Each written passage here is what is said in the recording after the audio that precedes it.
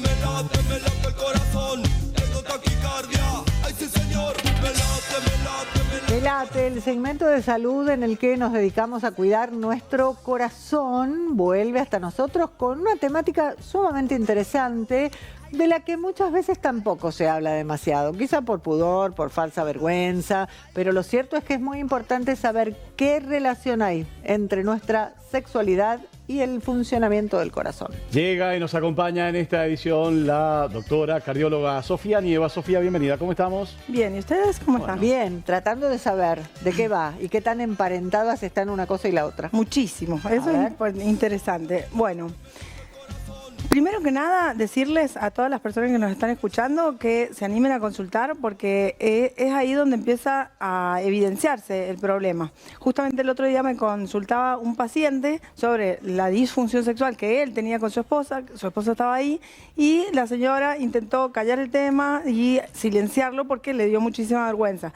Yo generé lo más que pude un ambiente de confianza para poder trabajar sobre ese tema y avanzarlo y poder tratarlo. Hay que saber que el 95% de las disfunciones sexuales se pueden tratar y andan muy bien.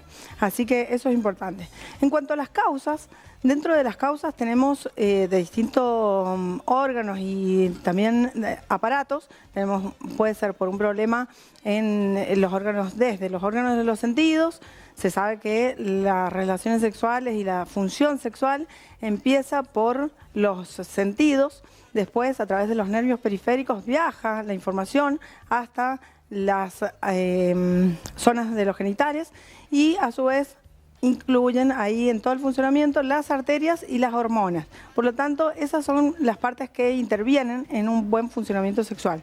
Dentro de las causas más frecuentes que hay de disfunción sexual, la número 1 es la vascular y por eso hay una relación con lo arterial y con la salud cardíaca. Puede ser que el paciente no se dé cuenta que sea un problema vascular del corazón que tiene. Claro, se sabe que el 60% de las disfunciones sexuales son a causa vascular y a su vez predice 3 años antes que la enfermedad cardíaca. Es decir, uno puede empezar con una disfunción sexual tanto hombres como mujeres, y esto predice que puede en 3 a 5 años empezar con enfermedad cardíaca. ¿Por qué? Porque lo que está enfermo son las arterias. Las arterias que pueden estar enfermas en cualquier parte del cuerpo. Así como se descubre una enfermedad carotídea primero, también se puede descubrir por una disfunción sexual. ¿Y qué debería, cuál sería el estadio normal? Que ante una relación sexual, la sangre que se bombea, que llega hasta ese órgano, lo haga de manera, no sé, fluida, con una determinada velocidad o algo así, y cuando eso no está sucediendo es donde empieza a notarse el síntoma. Exacto. Por ejemplo, los fumadores. Los mismos factores de riesgo que tienen para la enfermedad cardíaca los compartimos con los órganos genitales. Entonces, todo lo que hace mal el corazón, hace mal el cerebro y hace mal a los genitales. Eso es importante. Entonces, si disminuye el flujo sanguíneo por ejemplo, en los órganos genitales, vamos a tener disfunción eréctil y a su vez también la mujer puede llegar a tener anorgasmia o distintos síntomas en la relación sexual que, consultándolos, se pueden trabajar y tratar. Y hay muchos tratamientos para esto. Doctora, usted decía que la actividad sexual ¿puede prevenir enfermedades cardiovasculares? O sea, a lo inverso también, ¿nos podemos plantear esto? Claro, es un factor pronóstico. Por ejemplo, si yo tengo disfunción sexual y a su vez tengo enfermedad cardiovascular y yo comienzo a preocuparme por este tema y tener una buena actividad sexual, al igual que cualquier ejercicio, vamos a mejorar. Entonces, una persona que tiene una función sexual normal es como predictor pronóstico para enfermedad cardiovascular. Es decir, mientras mejor tenga relaciones sexuales, buenas relaciones sexuales, voy a tener mejor pronóstico en las enfermedades cardiovasculares. Y en un paciente que tiene detectada una afección cardiovascular, ¿hay una contraindicación referida a las relaciones sexuales? Es decir, no tiene que tener relaciones sexuales si usted padece tal o cual cosa. Bueno, dentro de todas las cardiopatías tenemos los pacientes que tienen, por ejemplo, infarto, stent. Después los pacientes que pueden tener un marcapaso, un desfibrilador. Entonces ahí tenemos como diferentes escenarios. Vamos a decir, primer escenario, un paciente infartado. Tiene un infarto hoy, bueno, ¿cuánto tiempo puede esperar, si puede tener relaciones y cómo debería ser la situación? Un paciente infartado debería esperar al menos una semana y en esa semana lo primero sería iniciar rehabilitación cardiovascular, que esa sería la indicación, pero si no puede iniciar porque vive lejos, lo que sea, es importante que inicie su actividad física, con caminatas, con subida de escaleras. Y ahí se compara que uno, cuando puede subir 2 pisos de escalera, puede tener relaciones sexuales. Esto siempre y cuando que le dé el consentimiento el médico de cabecera, el cardiólogo que esté a cargo de ese paciente, y a su vez también se puede hacer una prueba funcional.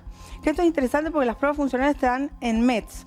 Por ejemplo, si yo tengo 5 METs, que sería como subir 2 pisos de escalera, puedo tener relaciones, sobre todo maritales. ¿Por qué voy a hacer esta diferencia? Porque se sabe que las relaciones extramaritales tienen un desafío mayor, suben más la presión arterial, suben más la frecuencia cardíaca y se comparan con 7 METs, no con 5 METs como las relaciones maritales.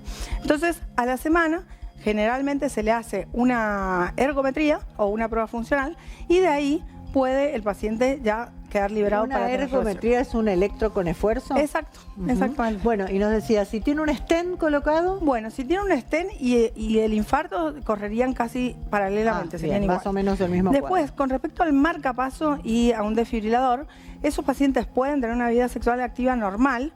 Lo único que hay que tener en cuenta es que siempre estén asintomáticos, porque ellos pueden tener, por ejemplo, arritmias en general o han tenido desmayos, síncopes.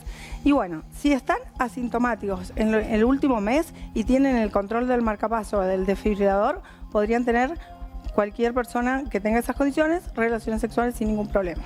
Doctora, una persona que tenga un marcapaso, su nombre, ¿puede tomar algún tipo de estimulantes, pastillas, las famosas pastillas celestes y demás? Bueno, hay que ver si se considera que la causa es por vasodilatación, porque dentro de las causas podemos tener causas psicógenas, que el individuo el paciente haya tenido una situación donde no haya sido satisfactoria, entonces haya quedado con miedo, y esa también es una causa frecuente, entonces habría que trabajar más que nada los miedos y no irse al tratamiento con fármacos. Después está el tratamiento con fármacos, que cada vez vienen mejores los tratamientos con fármacos. Está el conocido, que es el Viagra, pero el sildenafil. Sildenafil, pero como la gente lo conoce para así, no decir la marca, claro, pero pastilla es ese. azul le vamos a decir. Y también está otros que es el taladafilo, que ese tiene la ventaja de que se toma una vez al día, todos los días, y ese mantiene una función endotelial mucho mejor. Porque uno escucha en el común, capaz que es una creencia popular, que un paciente con problemas cardiovasculares tiene contraindicada esta pastilla, el sildenafil sobre todo, la pastilla azul. ¿Eso es una regla general o no? No, no está contraindicada. De hecho, se usa muchísimo y no está contraindicada.